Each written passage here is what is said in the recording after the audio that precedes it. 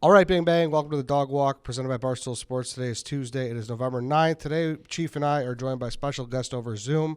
We're here with Michael Shellenberger. Michael, we're excited to have you on. And you know what? I didn't know how to properly introduce you, so I'll leave it up to you to tell people exactly what you do.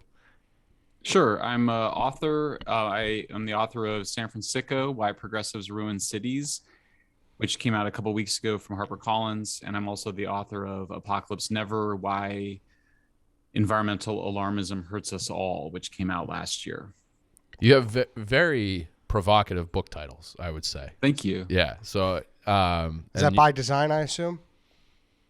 They're accurate, I try to pick titles that perfectly describe what I'm arguing. For sure, sometimes people say, you only write contrarian things, or you only write things where you're the minority voice, the minority opinion. And my view has always been, well, yeah, like, why would I write about things that everybody else already agrees on? I tend to only write on subjects that where my views are in the minority, because otherwise I'm just reinforcing existing views, and I don't need to do that. Well, exactly. I think there's plenty of that out there. So Why don't we start with just kind of like how you came to some of these positions where you have become a contrarian. Like, give us a little bit of your background, like where you're from, and how you started to really think deeply about some of these issues that I would say have already been decided in the public discourse. So, like, what led you down these paths, and specifically about obviously environmentalism, and then we'll talk about San Francisco, your book as well. Sure. Yeah. So I come from the radical left, come from the progressive movement. Very radical young man. When I was a teenager, I went to Nicaragua to help the Sandinista Socialist Revolution. I've worked for revolutionary socialist leaders in Latin America, really supporting them for years. I worked on criminal justice reform and drug decriminalization, including for George Soros' charity in the late 90s. Very concerned about mass incarceration, particularly the racially disparate impacts of mass incarceration, and particularly just what I viewed as a wasteful and inhumane incarceration of drug addicts, because I viewed it as a public health problem, as a health disease, not necessarily a crime. And when I got out of that work around early 2000, my understanding was that we were going to make drug rehabilitation an alternative to prison for people arrested on drug-related crimes. That's not what we did. We basically just removed all constraints on drug use, including the consequences of drug use, which are so-called homeless encampments, which are better understood as open-air drug markets, open-air drug scenes of addicts and dealers. And we're now dealing with just horrible consequences of it. When I got out of it in the year 2000, there were 17,000 drug overdoses a year. Last year, there were 96,000. So we have, almost 3 times more people die of drug overdoses that die of car accidents, 4 times more than die from homicides. These are completely preventable deaths. This is not happening in any other developed economy. There's no reason this should be happening. And, well, I wanted to understand why it was happening. So that's why I wrote San Francisco, was to get to the bottom of it, and also just get to the bottom of broader chaos in a lot of our progressive cities. So I also talk about why homicides went up, and also why some cities like Seattle turned over, large parts of their downtown to completely unaccountable anarchists. What was going on, so that progressives were basically destroying what have been really the thing that progressives say they care the most about, which is our cities. Would you still label yourself as a progressive? And is there a reason? No. Okay. Well, how would you label yourself now? I'm fine with the labels moderate. I'm also fine with the label liberal. It's fair to ask whether I'm a conservative on some issues. Yes, in the extent to which conservative means that I don't want to just tear down institutions before trying to replace them. If that makes me conservative, fine. But I tend to have pretty liberal attitudes on things like marijuana decriminalization, abortion rights, gay rights, even economic questions like healthcare. I've never understood why we don't just have the Canadian system. I certainly think everybody should have healthcare. So I think on those issues, and then in terms of foreign policy, I've been an anti-imperialist basically my whole life. That was one issue I've never changed my mind on since I was a teenager. And what's happened in Iraq and Afghanistan, of course, only reinforced that. So that issue is sort of off the table anyway. But basically, yeah, somewhere liberal moderate, I guess, is what you would say, against the radical left and the progressive left. Okay. And then do you feel like, I guess, what caused you said you left that line of work? Did you feel like it was not possible to enact some of these changes from within these, I don't know what type of organizations they were. I know you mentioned working for a George Soros, some sort of George Soros organization, but was that just not something that you felt was going to be effective? And why do you think that was? Well, I worked as a consultant, including doing a lot of publicity and media strategy for progressive causes in the late 90s. And I got out of doing it because there were things about it that seemed off to me. Like, why was, and on other issues, like why was environmentalism so depressing? Why were environmentalists so dogmatic? On the criminal justice issues, it wasn't so much that I became disenchanted with them. It was more like I became obsessed with climate change and environmental issues in the early 2000s and just decided to focus on that. Okay. Which I did for 20 years. But it was really, I saw the headlines in 2017 when drug overdose deaths reached 70,000. And I thought, boy, that's not right. Mm-hmm. And then I ended up doing some more research and writing on it in 2018. In 2019, I wrote a column for Forbes called Why California Keeps Making Homelessness Worse, which tried to understand what the causes of homelessness were and how to solve them. Well, why don't we start there then? Like, that's always something I've wondered too, and this is like a very simplistic way to look at it. But every time I'm walking down the street, and we're in Chicago, and I would say homelessness is certainly spiked, at least in my part of town. But I'm always like, that was a baby. That was just a little like innocent baby, and somehow a variety of factors led to what the reality of their life has become. What do you see as some of the driving causes that, I guess from a system point of view, other than maybe that kid had a bad mother, like who knows? But like what is there in terms of public policy that you think makes the homelessness problem worse and seemingly growing all the time? Yeah, I mean, the first thing is just sort of who are the homeless? That's one question I think a lot of people have. I mean, we have a sort of funny view. Like on the one hand, you hear the word homeless and you go, well, these are poor people. Mm-hmm. They're poor, right? That's why they're living on the street. They can't afford a place to live. It makes sense. And the word says that they're without a home. But then all of us who interact with homeless people, or even just see them or whatever, like you'll notice that a lot of them seem like they're addicted to drugs or are doing drugs or are mentally ill. Like you have to, like, I think there's very few people that have any interactions with the homeless who are like, yeah, everything there is fine. They just don't have a house.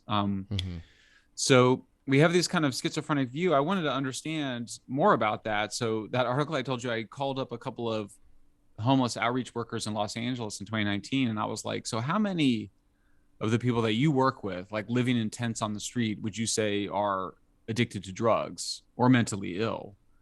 And they were like 100%. Like they were like, there's nobody like out here on the street in a tent who just couldn't afford the rent.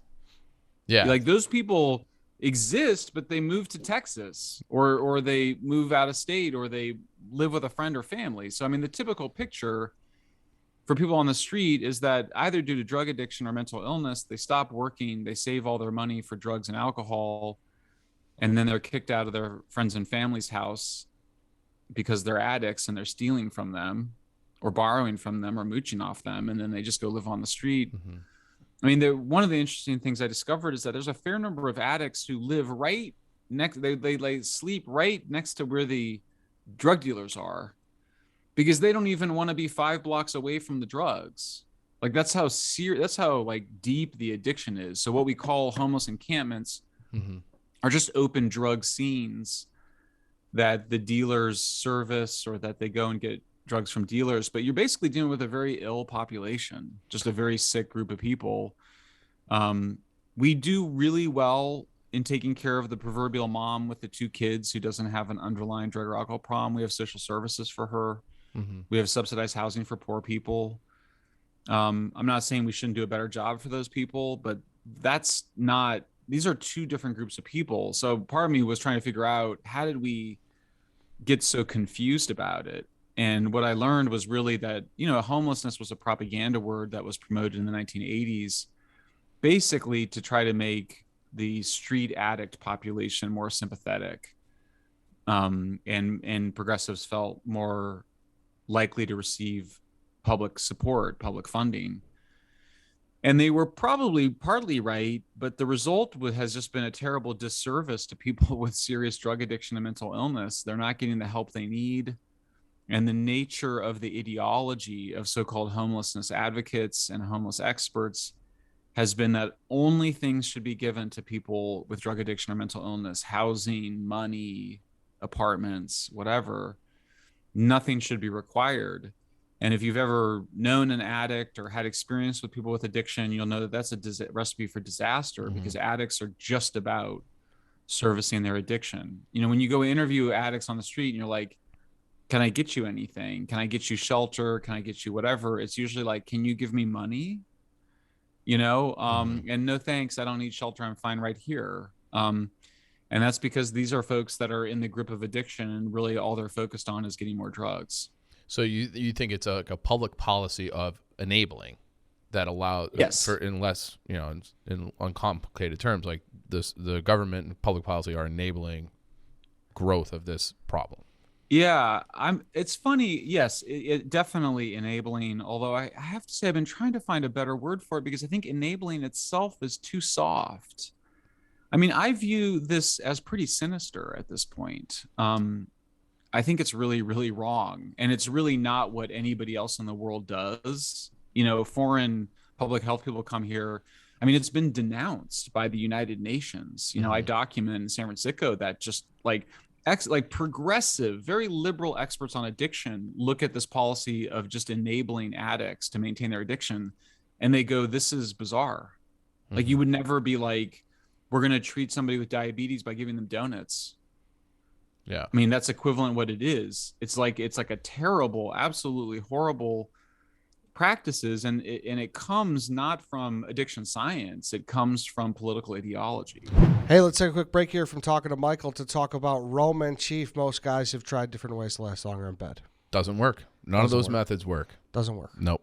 There's just no way. No, you can't do it. So that's why you need a clinically proven way to last longer in bed, and that's the Roman swipes. You guys know the drill by now. Swipe it on, let it dry, go to town. Doesn't transfer your partner, discreet packaging. It's basically everything that you want to accomplish when you're going through all these situations in your head to make yourself last longer, except it's a clinically proven wipe. And then, you get to just be in the moment. You don't have to be thinking about anything else, but because when you finally get there, you want to just enjoy it. This allows you to enjoy it. Yep, fits easy in your wallet, so you can take it wherever you need it. Mm-hmm. Go to GetRoman.com/walk. You can get your first month of swipes for just $5 when you choose a monthly plan. That's GetRoman.com/walk. Go get them. They're effective. They're easy to use, fast acting. Don't require a prescription. GetRoman.com/walk. Okay, let's get back to Michael. So what would be, you said other countries do it better. What would be an example of a country that's doing it well, and what are some specifics that they do that we could enact here that would improve our situation on the ground here in the cities? I mean, basically every civilized society does the same thing. It has enough shelter to shelter everybody. That's different than housing. Doesn't mean they all get their own room or apartment, but enough shelter, basic shelter for everybody, requires people to use it. So if somebody says, hey, no, I'm fine, I'm just going to sleep on the sidewalk, I'm fine, they don't allow that. That's not okay. You got to go stay in the shelter. So it's shelter first. Also then treatment. So you have to have psychiatric care for people. They have to have addiction care. If they're breaking the law, you have to enforce the laws. And that becomes the point at which treatment can be available to people. So if you defecate in public, you camp in public, you refuse to leave, you're taking drugs in public, you know, if you're stealing, shoplifting to support your habit, you're arrested, brought to the police station, and in most cases, you're brought before a judge who has the authority to offer you drug treatment as an alternative to incarceration, not as an option. Mm-hmm. And that's the way it is everywhere. I use the country of the Netherlands and the city of Amsterdam because I think liberals like those places. And, you know, people in San Francisco are very snobby. So if I say we want to model our system after Amsterdam, I think that gets a lot more purchase than if I say we need to take the best examples from New York and San Antonio and Miami. Mm-hmm. Although I think that's partly true too. The Dutch have this, you know, really world-class system. People with schizophrenia get the help they need. People with drug addiction get the pressure they need. There's a lot of myths around Europe. The current talking point for progressives is that we just need to have these drug, they call them safe injection sites, which is really Orwellian, but basically places where people can shoot drugs under the supervision of government employees. Is that something that they happens? say they do that in Europe. They do have about 150 people in Switzerland, in Amsterdam, who are allowed to use heroin. But these are people for whom methadone or Suboxone, which are opioid replacement therapies, haven't worked. And these people have been through jail, in and out of jail, in and out of rehab. And there's a tiny number of people that the government allows to use heroin. But, you know, the problem with heroin and meth and fentanyl, because sometimes people will be like, well, you know, can't they just be used recreationally like alcohol and whatever? And it's like, well, they're very intoxicating. They're very addictive. And when you become addicted to those drugs, you tend to not do anything else. Mm-hmm. You tend to not work. You tend to not take care of your kids. You tend to commit crimes because you're such in the grip of addiction.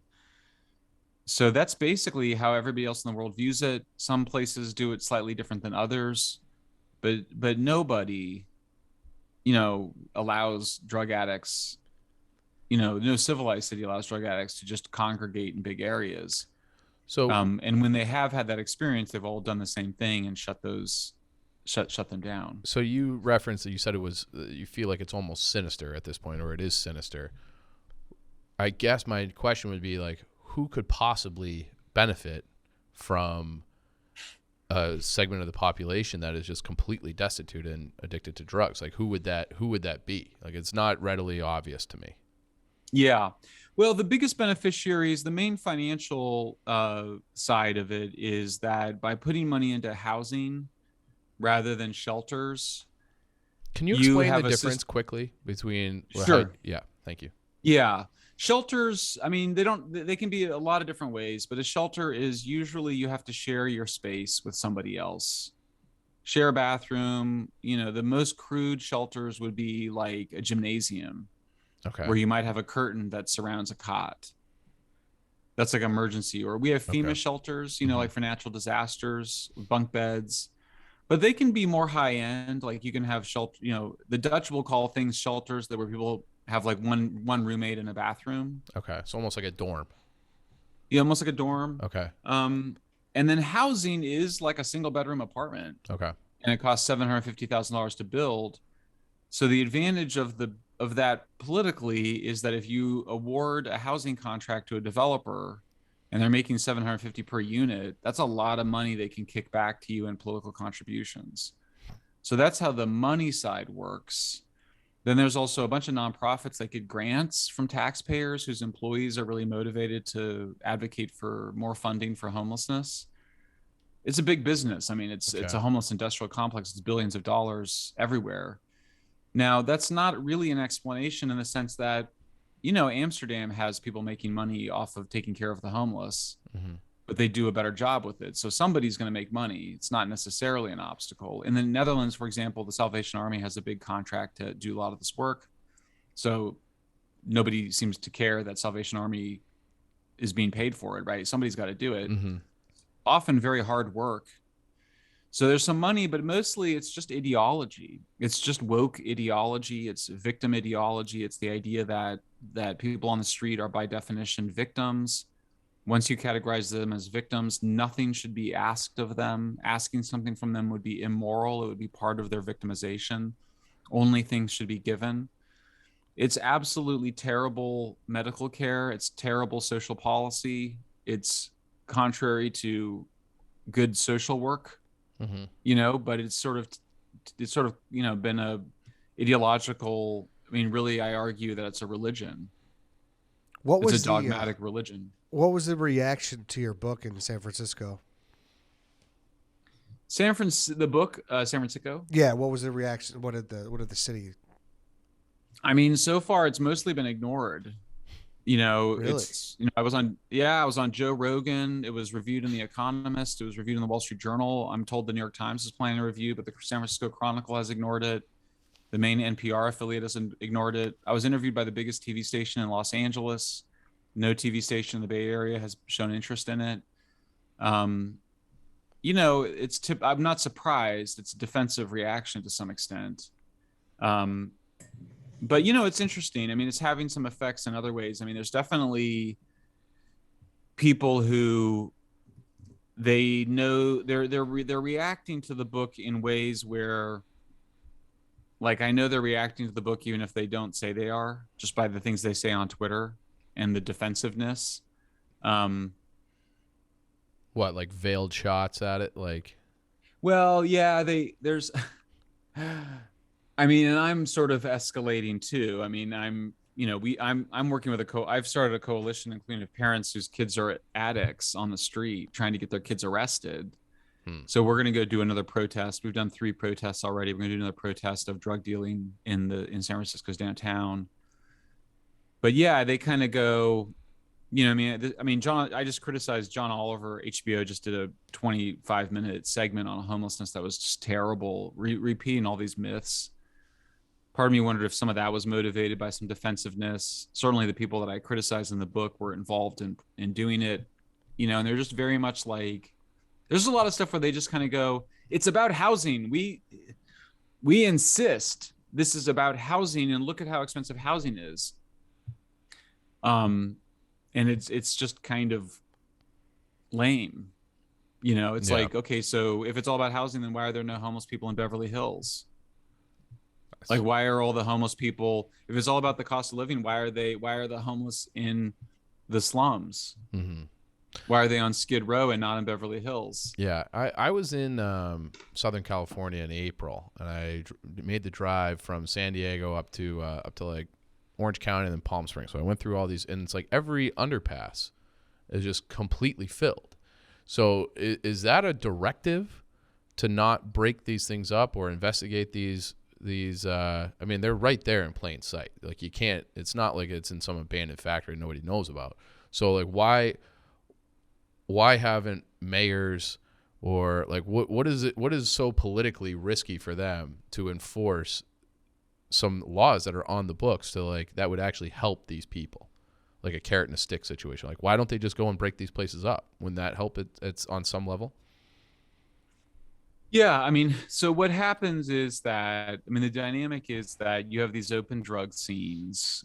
They get out of control. The neighbors complain. The mayor then, or the city council, demand the police go break it up. They break it up. They move somewhere else. Yeah. And nobody ever deals with the problem. Okay. So it is like, I don't even like using the word that gets used is sweeps. Mm-hmm. I don't even like using that word. You have to have a back end for people. So one of my best discoveries is just that the homeless, the so-called homeless advocates have diverted funding from shelters to housing. So you just don't have enough shelter space. So even if you wanted to make people sleep in shelters, there's not enough shelter space because progressives have opposed it. Similarly, the radical left has opposed the idea that mental illness is a real thing and requires hospitalization. So they've basically made it so that you can't involuntarily hospitalize people for very long, even when they're clearly sick with schizophrenia or even just meth-induced psychosis. So it's, so we just don't have the institutions that you need. So you end up just kind of pushing the problem around. And then it gets worse and worse as, we're dealing with the end not the end, but the continuation of the opioid epidemic. Started with the overprescription of opioids, including to people that probably needed an antidepressant or other kind of psychiatric medicines. And then the government pulled back on prescriptions, and those people switched to heroin, and now we're on fentanyl. And really, there's just not. It's just these politicians are just dealing with the end of pipe problems rather than dealing with the cause. And how long would it take to institute some of these policies that you've seen in other countries that maybe you're advocating for them to like be okay, like we're making progress on this? How long do you think it would take from an implementation, and how long do you think it would take to see results if we started this tomorrow? Michael Shellenberger's the king of America, king of California. Yeah. A couple of years. Okay. Probably need some time to kind of get you'd build temporary shelter. You would train a bunch of people, a bunch of staff. You'd buy a bunch of psychiatric beds, get a bunch of psychiatric beds built, because you can't exactly build a hospital. You get some emergency regulations to get a bunch of psychiatric beds. Make sure that you have the staffing set up. And then you just go to the open drug scenes, the people in them, and you're like, look, you guys have 3 days. Mm-hmm. You need to go somewhere else. If you go somewhere else in the state and do the same thing, you can't be there either. You got to be indoors. You got to be in a shelter or indoors, or you're going to get arrested. We have drug rehab facilities available for you, so you need that too. Mm-hmm. If you want to get rehab, we'll put you on to detox right now, because detoxing now with these drugs, I mean, it's just insane what detoxing is required, but we have good detox, with using these opioid substitutes, taper you off, get you into rehab. So, you would need at least 6 months to kind of probably get the staffing and the actual structures set up. But then you start doing it, mm-hmm. and then you would notice a difference right away. Okay. You would start moving people into the shelters and the housing that you need. It's different populations. So someone with schizophrenia is a much more difficult person than a 25-year-old kid who just got hooked on heroin. 25-year-old kid who's got, one of the characters in my book, middle-class kid from a suburb of the Bay Area, just got hooked on heroin, mm-hmm. probably meth too. But his parents, he'd go live with his parents if he needed to. He was perfectly, one of the guys, Daniel's perfectly capable of getting a job, but he needed some coercion in order to do that. He needed some probation officer or some social worker or somebody. Plus, you really want to get the whole family involved, just to put some pressure on him to get your life together and stop being a Peter Pan out here on the street, and, get your shit, pull your pants up and get your shit together, and that's a different situation than somebody with a serious mental illness. So do you think that, you bring up like the suburban kid, do you think now this whole fentanyl thing that's going on, like how it's, and you have much more knowledge about this than I do, but it seems like it's really taken on in the past years or so. Do you think that's going to like help your case to make this happen, or do you think that's going to not affect it because they have people who could put them in the straight and narrow? How does that work? I mean, in terms of the physical effects, it's devastating. I mean, half of all overdose deaths in a lot of the cities are now fentanyl deaths. Heroin, you can overdose on heroin, but usually it was often in combination with alcohol or benzodiazepines, which are the anti-anxiety meds like Xanax. So it was easier to avoid overdose. Now fentanyl is so potent, 50 times at least stronger than heroin, that the Narcan, when somebody ODs, mm-hmm. is not working as well. So more people are dying.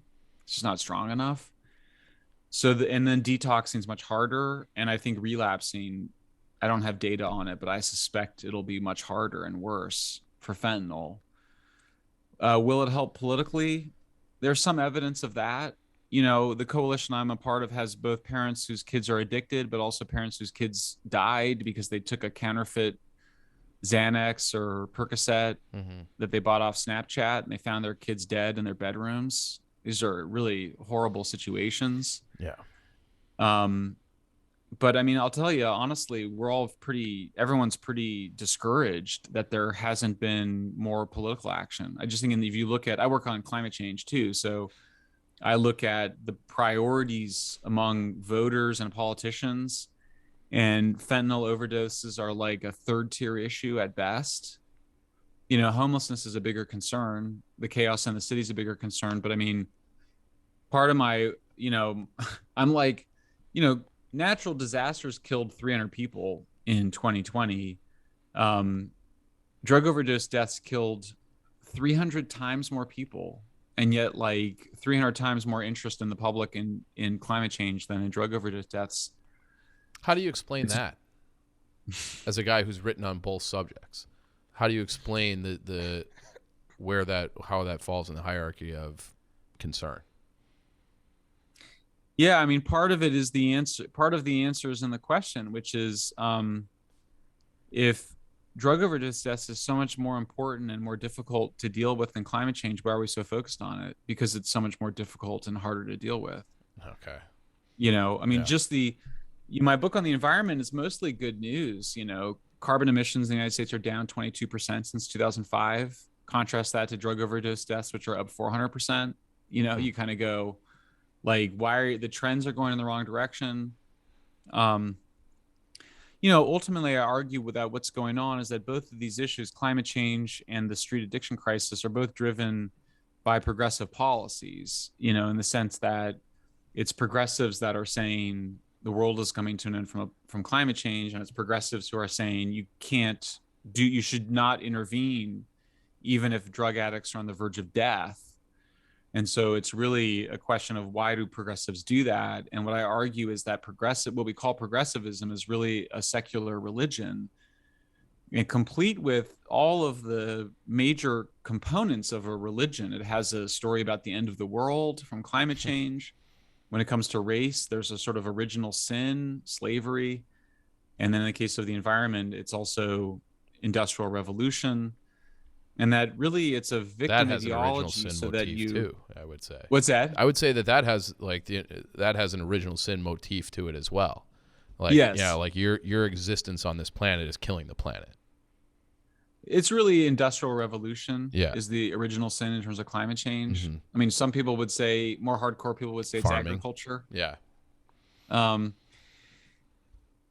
then the original sin in terms of race is slavery. And then there's a kind of supernatural to it, like the supernatural part, is like, which requires sort of if it's a faith-based system, if it's supernatural beliefs, they're disconnected from reality. So the idea that the people are on the street just because they can't afford the rent is a kind of supernatural belief. It's at least a myth. And I think there's a lot of like supernatural thinking. Like if you say to like the people that are in charge right now, hey, how are we going to solve this problem? They just say more of the same. Yeah. But more of the same has made the problem worse. So you're clearly in the grip of a progressive religion. So in other words, they're making judgments about what's right or wrong, not based on what solves the problem or what's good for actual people. They're making it on the basis of an idea of what should work. Mm-hmm. And when you kind of go, but that's not working, they go, well, it should work. It's the right thing to do. Yeah. To not demand anything of victims, and to demand something of victims would be the wrong thing to do. So yeah, you have a point. Maybe it would work, but it would be wrong. That's the idea.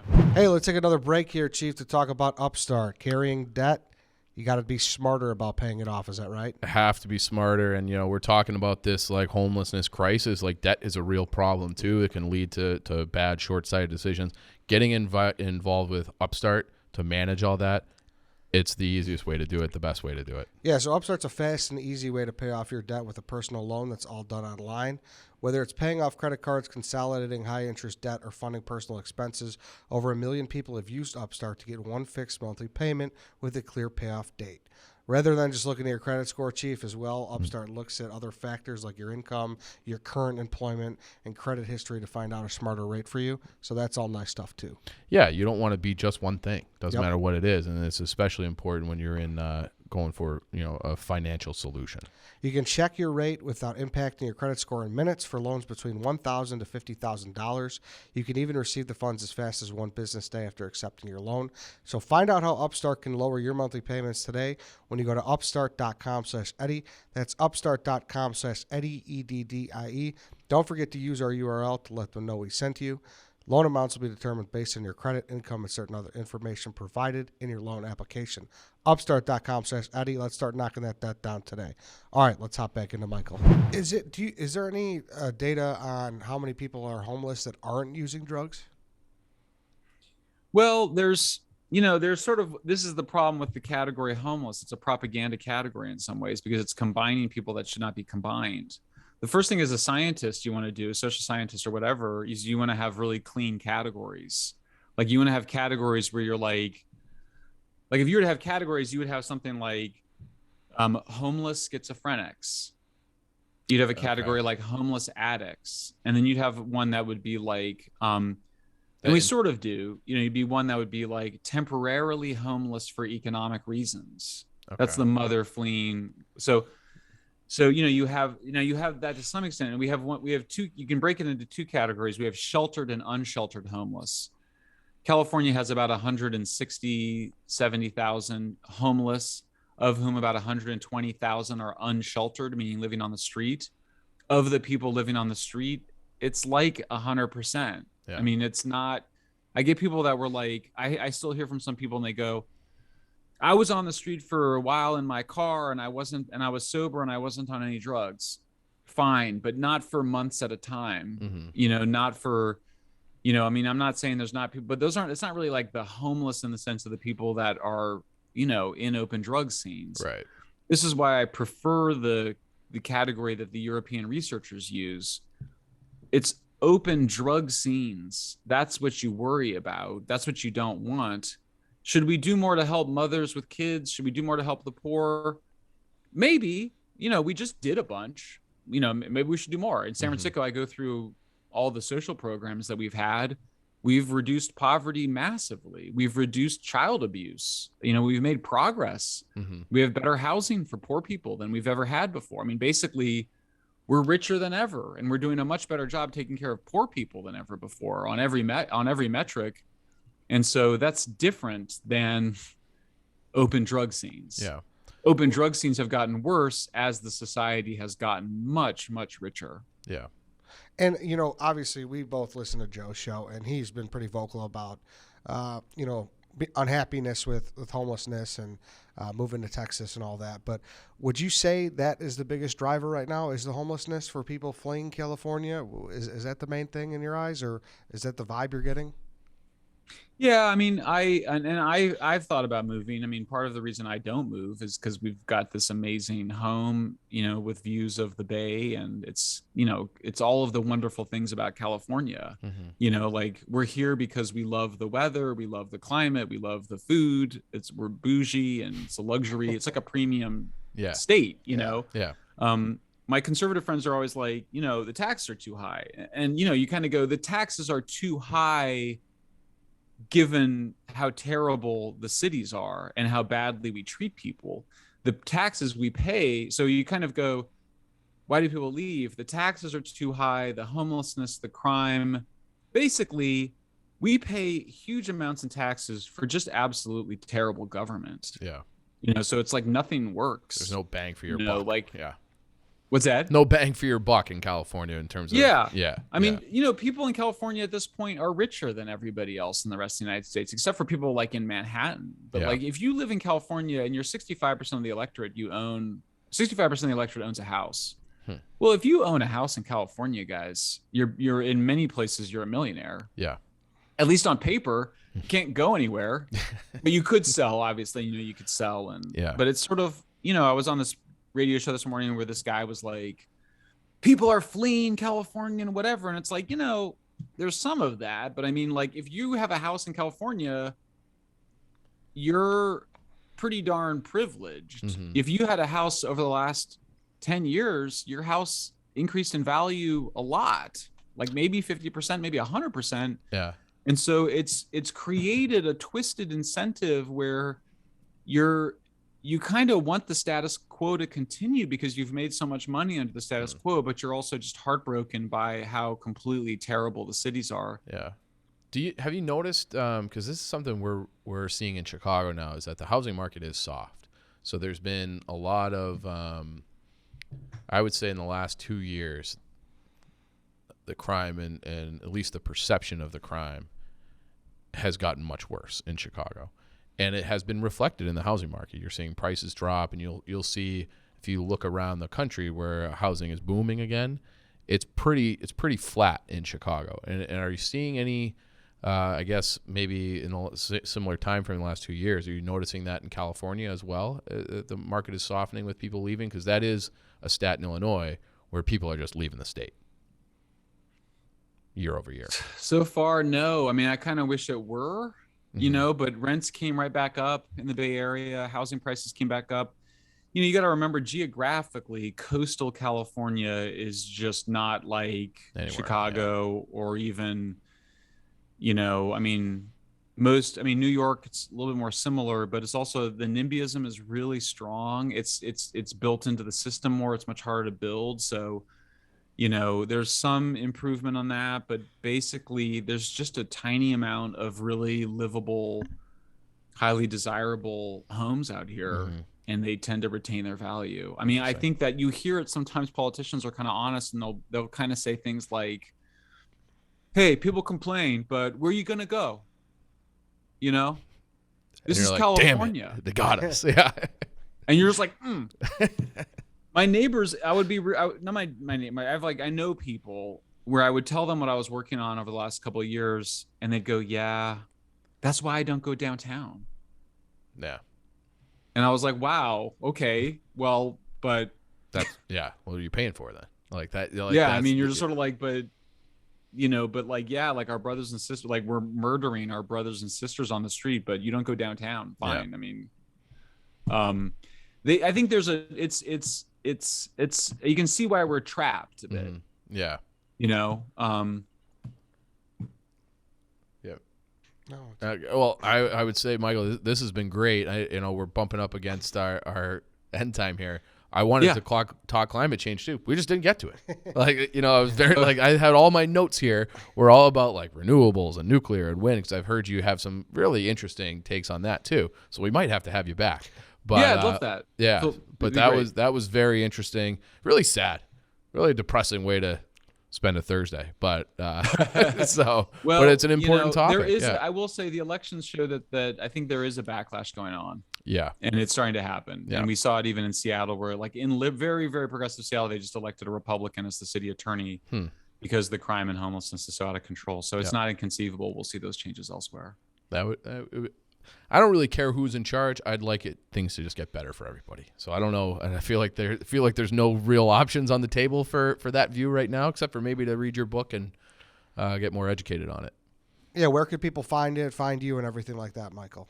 Yeah, Amazon.com for the books, San Francisco and Apocalypse Never, and I'm on Twitter, Shellenberger, MD. But I'm not an MD. It's just my initials. Did you do an audiobook version? Did you do an audiobook? There's Audible of both books. Okay. Yeah. Is it your voice? No, unfortunately. I feel like you have a nice speaking voice. It would have been. Thank you. Yeah. I thought so too, but somehow it didn't happen. Okay. All right. Well, we'll have to just pretend that it's you when I download that. Thanks, Michael. Thanks, guys. Good talking with you. All right. That's it for today, everybody. We'll catch you tomorrow.